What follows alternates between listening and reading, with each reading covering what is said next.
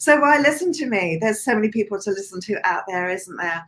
I've been in the business a long time. I've now, with Hair Designer TV and Vivienne Mackinder, I have over 1,000 videos on my website.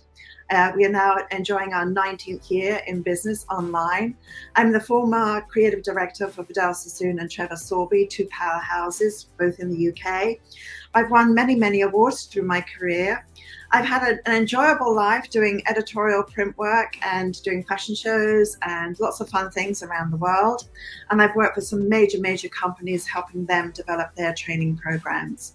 So I love to share what I learn in all different venues and bring it back to the hairdresser, because at the end of the day, every technique and everything I learn is got to be applicable to going from a stage, empowering hairdressers, to in the salon. So my strategy is, how do you climb that ladder to success, and how do you have fun? I think that's big and very important. So on my website, we have created some of the world's leading products in online, and everything from cutting, coloring and styling, and a beautiful editorial course. And I've been very blessed to work with some incredible people. Ruth Roach was one of my former students, as was Stephen Moody, both in their youth. I trained them, and it's just a joy to see them now so incredibly successful. So you can enjoy this success as well.